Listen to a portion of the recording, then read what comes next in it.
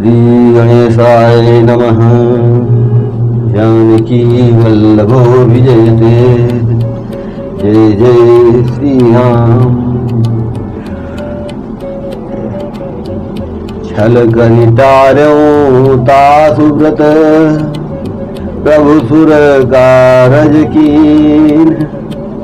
जब ते जानू मरम तब, श्राप कोप कर दीन। प्रभु ने छल से उस स्त्री का व्रत भंग कर देवताओं का काम किया। जब उस स्त्री ने यह भेद जाना, तब उसने क्रोध करके भगवान को श्राप दिया। तासु श्राप हरि दीन प्रमाना, कौतुक निधि कृपाल भगवाना। तहाँ जलंधर रावण भयो, रनहति राम परम पद दयो। लीलाओं के भंडार कृपाल हरि ने उस स्त्री के श्राप को प्रमाण दिया, स्वीकार किया। वही जलंधर उस कल्प में रावण हुआ, जिसे श्री रामचंद्र जी ने युद्ध में मारकर परम पद दिया। एक जन्म कर कारण जही लगी राम धरी नर देहा। प्रति अवतार कथा प्रभु तेरी, असुर मुनि भरने कवि न घनेरी। प्रति अवतार कथा प्रभु केरी, सुनि मुनि भरनी कवि न घनेरी। एक जन्म का कारण यह था जिससे श्री रामचंद्र जी ने मनुष्य देह धारण किया। हे भरद्वाज मुनि, सुनो, प्रभु के प्रत्येक अवतार की कथा का कवियों ने नाना प्रकार से वर्णन किया है। नारद श्राप दीन एक बारा, कलप एक ते लगी अवतारा। गिरिजा चकित भई सुनिवानी, नारद विष्णु भगत गिरियानी। एक बार नारद जी ने श्राप दिया था, एक कल्प में उसके लिए अवतार हुआ। यह बात सुनकर पार्वती जी बड़ी चकित हुई और बोली कि नारद जी तो विष्णु भक्त और ज्ञानी हैं। मुनि ने कारण कवन श्राप मुनि दीन्हा, का अपराध रमापति कीन्हा। या प्रसंग मोहि कहूँ पुरारे, मुनि मन मोह आचरज भारी। मुनि ने भगवान को श्राप किस कारण से दिया? लक्ष्मीपत भगवान ने उनका क्या अपराध किया था? हे पुरारी, यह कथा मुझसे कहिए। मुनि नारद के मन में मोह होना बड़े आश्चर्य की बात है। बोले बिहसी महेश तब, ज्ञानी मूढ़ न कोई। जेह जस रघुपति करहि जबो, सो तस तेहि छन होई। तब महादेव जी ने हंसकर कहा, न कोई ज्ञानी है न मूर्ख। श्री रघुनाथ जी जब जिसको जैसा करते हैं वह उसी क्षण वैसा ही हो जाता है। कहूँ राम गुण गाथ, कहूँ राम गुण गाथ, भरद्वाज सादर सुनहु। भवभंजन रघुनाथ, भज तुलसी तज मानव। याज्ञवल्क्य जी कहते हैं, हे भरद्वाज, मैं श्री रामचंद्र जी के गुणों की कथा कहता हूँ, तुम आदर से सुनो। तुलसीदास जी कहते हैं, मान और मद को छोड़कर आवागमन का नाश करने वाले रघुनाथ जी को भजो। हिमगिरि गुहाए काति पावने, अब्बह समीप सुर सरी सुहावनी। आश्रम परम पुनीत सुहावा, देखि देव ऋषि मन अति भावा। हिमालय पर्वत में एक बड़ी पवित्र गुफा थी। उसके समीप ही सुंदर गंगा जी बहती थी। वह परम पवित्र सुंदर आश्रम देखने पर नारद जी के मन को बहुत ही सुहावना लगा। निरखि शैल सरि विपिन विभागा, भयो रमापति पद अनुरागा।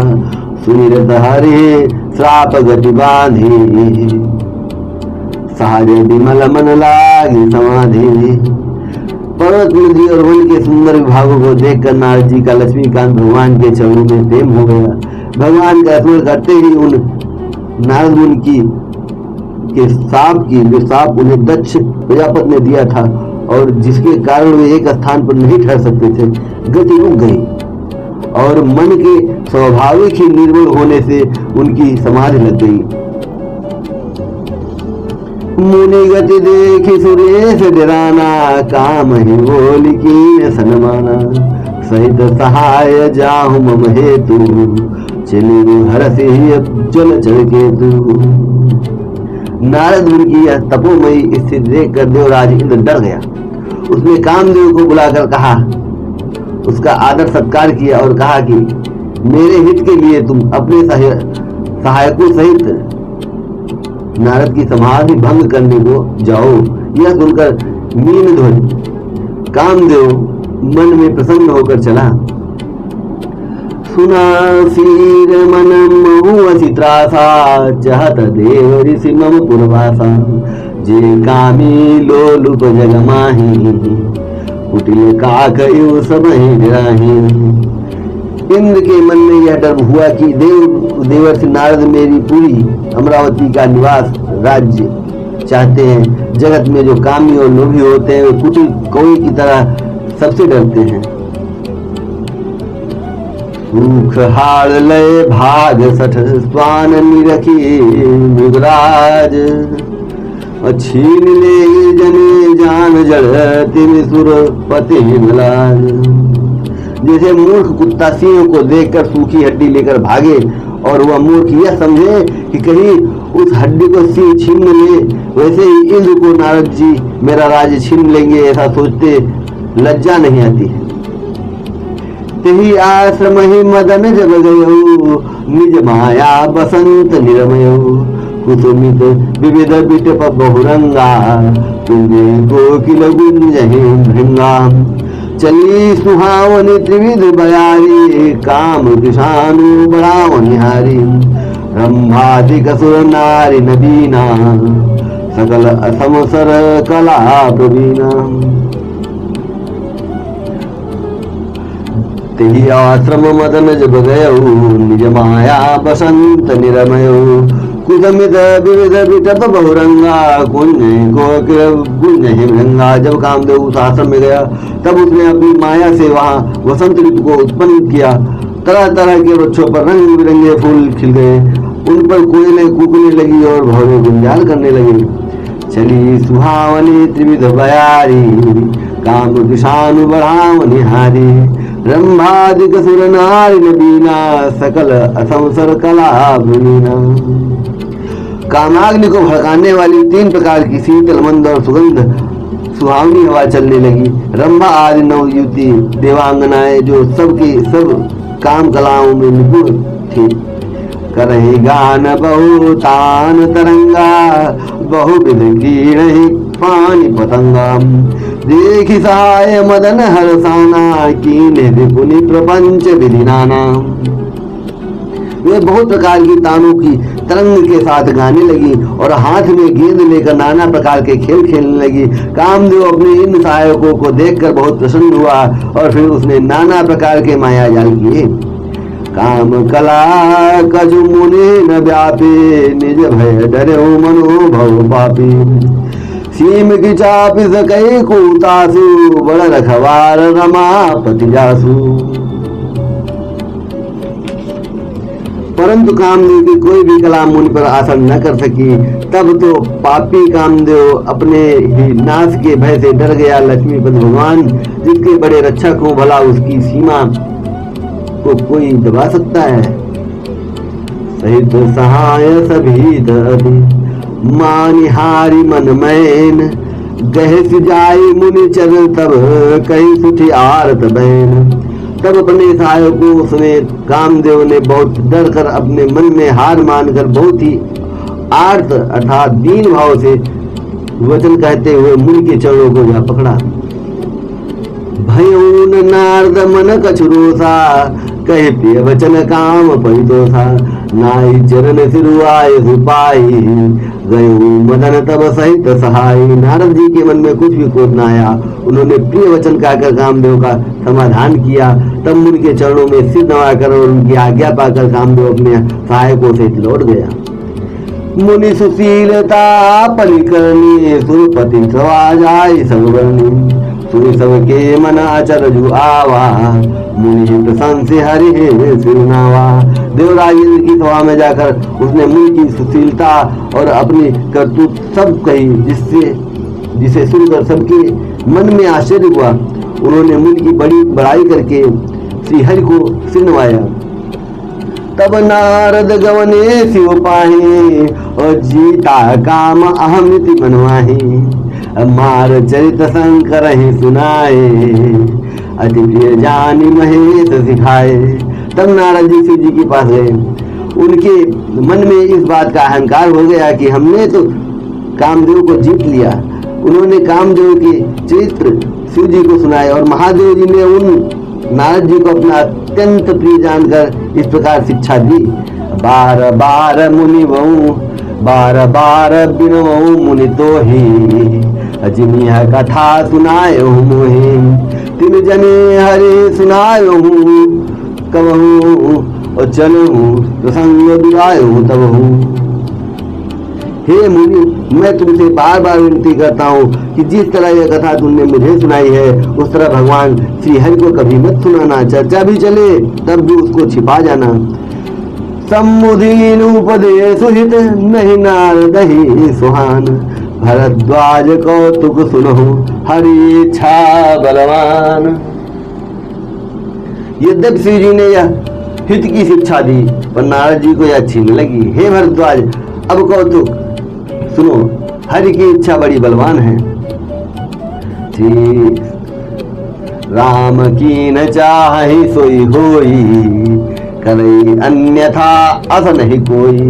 शंभु बचन मुनि मन नहीं भाए, तब बिरंज के लोक सिधाए। श्री रामचंद्र जी जो करना चाहते हैं वही होता है। ऐसा कोई नहीं जो उसके विरुद्ध कर सके। श्री शिव जी के वचन नारद जी के मन को अच्छे नहीं लगे, तब वे वहां से ब्रह्मलोक को चल दिए। एक बार कर तल बर बीना, गावत हरि गुण गान प्रवीणा। क्षीर सिंधु गवने मुनिनाथा, जहाँ बसती निवास स्तुति माता। एक बार ज्ञान विद्या में निपुण मुनिनाथ नारद जी हाथ में सुंदर वीणा लिए हरिगुण गाते हुए श्री क्षीर सागर को गए। वहाँ वेदों के मस्तक स्वरूप मूर्तिमान वेदांत तत्व लक्ष्मी निवास भगवान नारायण रहते हैं। हरसी मिले उठी इंद्रमा निकेता, और बैठे आसन ऋषि समेता। बोले बिहसी चराचर राया, बहुते दिन की मुनिदाया। रमा निवास भगवान उठकर बड़े आनंद से उनसे मिले और ऋषि नारद जी के साथ आसन पर बैठ गए। चराचर के स्वामी भगवान हंसकर बोले, हे मुनि, आज आपने बहुत दिनों पर दया की है। काम चरित नारद सब भाखे, यद्यपि प्रथम बरजी शिव राखे। अति प्रचंड रघुपति गए माया, जहिन मोह को जग जाया। यद्यपि शिव जी ने उन्हें पहले से ही वर्णित रखा था, अर्थात मना कर रखा था, तब भी नारद जी ने कामदेव का सारा चरित्र भगवान को कह सुनाया। श्री जगन्नाथ जी की माया बड़ी ही प्रबल है। जगत में ऐसा कौन जन्मा है जिसे वह मोहित न कर दे। रुख रूख बदन करे बचन मृदु, बोले श्री भगवान। तुम्हारे सुमिरन ते मिटहि मोह मार मदमान। भगवान रूखा मुंह करके कोमल वचन बोले, हे मुनिराज, आपका स्मरण करने से दूसरों के मोह काम मद और अभिमान मिट जाते हैं। फिर आपके लिए तो कहना ही क्या है। सुनि मुनि मोह होई मन ताके, ज्ञान विराग हृदय नहीं जाके। ब्रह्मचर्य व्रत रत मति धीरा, तुम्हें करई मनोभव पीराम। हे मुनि, सुनिए, मोह तो उसके मन में होता है जिसके हृदय में ज्ञान वैराग्य नहीं है। आप तो ब्रह्मचर्य व्रत में तत्पर और बड़े धीर बुद्धि हैं, भला कहीं आपको भी कामदेव सता सकता है। नारद कहूँ सहित अभिमाना, कृपा तुम्हारी सकल भगवाना। करुणा निधि मन देख विचारी, अंकुर गर्भ तरुधारी। नारद जी ने अभिमान के साथ कहा, भगवान यह सब आपकी कृपा है। करुणा निधान भगवान ने मन में विचार कर देखा कि इनके मन में गर्भ के भारी वृक्ष का अंकुर पैदा हो गया है। बेग सुमय डारी हूँ उखारी, पन हमार सेवक हितकारी। मुनि कर हित मम कौतुक होई, अवश्य उपाय कर मैं सोई। मैं उसे तुरंत ही उखाड़ फेंकूंगा, क्योंकि सेवकों का हित हमारा करना हमारा प्रण है। मैं अवश्य ही वह उपाय करूंगा जिससे मुनि का कल्याण और मेरा खेल हो। तब नारद हरिपद सिर नाई, तब नारद हरिपद सिर नाई, चले हृदय अहमिति अधिकाई। श्रीपति निज माया तब बेरी, सुनो कठिन करनी तेहि केरी। तब नारद जी भगवान के चरणों में सिर नवाकर चले। उनके हृदय में अभिमान और भी बढ़ गया। तब लक्ष्मीपति भगवान ने अपनी माया को प्रेरित किया। अब उसकी कठिन करनी सुनो। बिरचो मगमहु नगर तेहि, सतजो जन विस्तार। श्रीनिवास पुरते अधिक रचना विविध प्रकार। उस हरिमाया ने रास्ते में 100 योजन 400 कोस का एक नगर रचा। उस नगर की भांति भांति की रचनाएं लक्ष्मी निवास भगवान विष्णु के नगर बैकुंठ से भी अधिक सुंदर थी। अब बसहि नगर सुंदर नर नारी, बसहि नगर सुंदर नर नारी। जनु बहु मन सिजरति तनुधारी, तहिपुर बसई शील निधि राजा। अगणित है गए से न समाजा। उस नगर में ऐसी सुंदर नर नारी बसते थे मानो बहुत से कामदेव और उसकी स्त्री रति होती मनुष्य शरीर धारण किए हुए हो। उस नगर में शील निधि नामक राजा रहता था, जिसके यहाँ असंख्य घोड़े, हाथी और सेना के समूह टुकड़ियां थे। सत सुरेश सम विभव विलासा, रूप तेज बल नीति निवासा। सत सुरेश सम विभव विलासा, रूप तेज बल नीति निवासा। विश्व मोहिनी तासु कुमारी, श्री विमोहितु रूप निहारी। उसका वैभव और विलास 100 इंद्रों के समान था। वह रूप तेज बल और नीति का घर था। उसके विश्व मोहिनी नाम की एक ऐसी रूपवती कन्या थी जिसके रूप को देखकर लक्ष्मी जी भी मोहित हो जाएं। सोई हरि माया सब गुण खानी, शोभाता सुख जाय बखानी।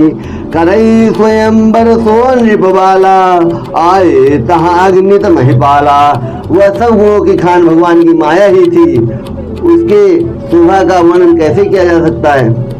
वह राजकुमारी स्वयंवर करना चाहती थी, इससे वहाँ अगणित राजा आए हुए थे। मुनि कौतुकी नगर ते गयऊ, पुरवासिन सब पूछत भयऊ। सुनि सब चरित भूप गृह आए, करी पूजा नृप मुनि बैठाए। खिलवाड़ी मुनि नारद जी उस नगर में गए और नगर वासियों से उन्होंने सब हाल पूछा। सब समाचार सुनकर वे राजा के महल में आए। राजा ने पूजा करके उनको आसन पर बैठाया। आनी दिखाई नारद भूपति राजकुमारी, कहूँ नाथ गुण दोष सब यही के हृदय विचारी। राजा ने राजकुमारी को बुलाकर नारद जी को दिखलाया और पूछा कि हे नाथ, आप अपने हृदय में विचार कर इसके सब गुण दोष कहिए। देख रूप मुनि बिरति बिसारी, बड़ी बार लगी रहे निहारी। लक्षण तासु बिलो की भुलाने, हृदय हर्ष नहीं प्रकट बखाने। उसके रूप को देखकर मुनि वैराग्य भूल गए और बड़ी देर तक उसकी ओर देखते ही रह गए। उसके लक्षण देखकर मुनि अपने आप को भी भूल गए और हृदय में हर्षित हुए। प्रकट रूप से उन लक्षणों को नहीं कहा। जो यही बरई अमर सोई होई, समर भूमि ते जीत न कोई। से वही सकल चराचर ताही, और बरई शील निधि कन्या जाही। लक्षणों को सोचकर वे मन में कहने लगे कि जो इसे ब्याहेगा वह अमर हो जाएगा और रणभूमि में कोई उसे जीत न सकेगा। यह शील निधि की कन्या जिसको वरेगी वह चर अचर जीव उसकी सेवा करेंगे। लक्षण सब विचारी उर राखे, कछुक बनाए भूप सन भाखे। सुता सुलक्षणे कही निप पाए, नारद चले सोच मन माही। सब लक्षणों को विचार कर उन्होंने अपने हृदय में रख लिया और राजा से कुछ अपनी ओर से बना कर कह दिया। राजा से लड़की के सुलक्षण कहकर नारद जी चल दिए, पर उनके मन में यह चिंता थी कि करो जाई सोई जतन विचारी, जही प्रकार मोहि बरे कुमारी। जप तप कछु नहीं होई ते काला, हे विधि मिलई कवन विधि बाला।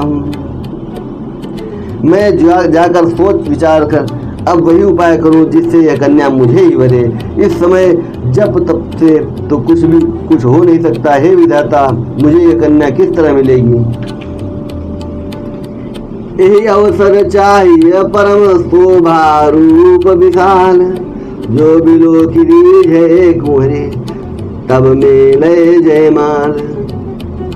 उस समय तो बड़ी भारी शोभा और विशाल सुंदर रूप चाहिए, जिसे देखकर राजकुमारी मुझ पर रीझ जाए और तब जयमाल मेरे गले में डाल दे।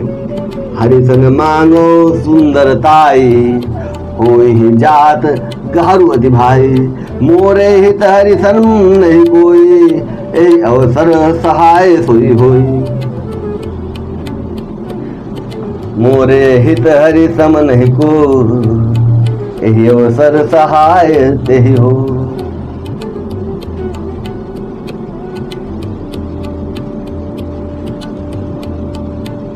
एक काम करूं कि भगवान से सुंदरता मांगू, पर भाई उनके पास जाने में तो बहुत देर हो जाएगी, किंतु श्रीहरि के समान मेरा हितु अर्थात हितैषी भी और कोई है नहीं, इसलिए इस समय वे ही मेरे सहायक हों। बहुविधि विनय कीन तहि काला, प्रगटो प्रभु कौतुकी कृपाला। प्रभु बिलोक मुनि नयन जुड़ाने, होहि काज ही हर्षाने। उस समय नारद जी भगवान की बहुत प्रकार से विनती की, तब लीलामय कृपाल प्रभु वहीं प्रकट हो गए। स्वामी को देखकर नारद जी के नेत्र शीतल हो गए और वे मन में बड़े ही हर्षित हुए कि अब तो काम बन ही जाएगा। अति आरती कही कथा सुनाई, करहु कृपा करी हो सहाय। आपन रूप देहु प्रभु, आन भांति नहीं आ पाऊं ओहि। नारद जी के बहुत आर्त दीन होकर सब कथा कह सुनाई और प्रार्थना की कि कृपा कीजिए और कृपा करके मेरे सहायक बनिए। हे प्रभु, आप अपना रूप मुझको दीजिए और किसी प्रकार में उस राजकन्या को नहीं पा सकता। जे विधिनाथ होई हित मोरा, करो सुबेग दास में तोरा। निज माया बल देख विशाला, हे हंस बोले दीन दयाला। हे नाथ, जिस तरह मेरा हित हो आप वही शीघ्र कीजिए। मैं आपका दास हूँ। अपनी माया का विशाल बल देख दीन दयाल भगवान मन ही मन हंसकर बोले, जय विधि होई परम हित, नारद सुनहु तुम्हार। सोई हम करब न आन कछु, बचन न लिखा हमार। हे नारद जी सुनो, जिस प्रकार आपका परम हित होगा हम वही करेंगे, दूसरा कुछ नहीं। हमारा वचन सत्य नहीं, हमारा वचन असत्य नहीं होता। कुपथ मांग रुज व्याकुल रोगी, बैदन दे सुनो मुनि जोगी। ए विधिहित तुम्हार मैं ठयो, ओ कही अतर अंतरहित प्रभु भयो। हे योगी मुनि सुनिए, रोग से व्याकुल रोगी कुपथ मांगे तो वह उसे नहीं देता। इसी प्रकार मैंने भी तुम्हारा हित करने की ठान ली है। ऐसा कहकर भगवान अंतर ध्यान हो गए। माया विबस भये मुनि मूढ़ा, समुझी नहीं हरि गिरा निगूढ़ा। गवने तुरत तार सिराई, जहाँ स्वयंवर भूमि बनाए। माया के वशीभूत हुए मुनि ऐसे मूढ़ हो गए कि वे भगवान की अगूढ़ स्पष्ट वाणी को भी न समझ सके। अगूढ़ अर्थात स्पष्ट वाणी को न समझ सके। ऋषिराज नारद जी तुरंत वहाँ गए जहाँ स्वयंवर की भूमि बनाई गई थी। निज निज आसन बैठे राजा, बहु बनाव करिय सहित समाजा। मुनि मन हर्ष रूप अति मोरे, मोहित चित्त जी आनहि बरहीन भोरे। राजा लोग खूब सज धज कर समाज सहित अपने अपने शासन पर बैठे थे। मुनि ने मन ही मन प्रसन्न होकर हो रहे थे कि मेरा रूप बड़ा सुंदर है, मुझे छोड़ कन्या भूल कर भी दूसरों को नहीं वरेगी। मुनि हित कारण कृपा निधाना, दीन कुरूप न जाई बखाना। सो चरित्र लखि काहु न पावा, और नारद जाने सबहि सिरनावा। कृपा निधान भगवान ने मुनि के कल्याण के लिए उन्हें ऐसा कुरूप बना दिया कि जिसका वर्णन नहीं हो सकता। पर यह चरित्र कोई भी न जान सका, सबने उन्हें नारद ही जानकर प्रणाम किया। सीताराम चरण रति मोरे, अनुदिन बढ़ऊ अनुग्रह तोरे।